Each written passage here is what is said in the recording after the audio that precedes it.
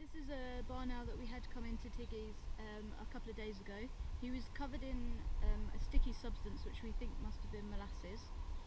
He's had a good bath and he's had a few days of a good feed, so hopefully we're going to release him back. This is the area he was found, and there is a female on eggs and chicks in the vicinity that has lost her male, so we think this one might be the male, so fingers crossed it goes back to his missus.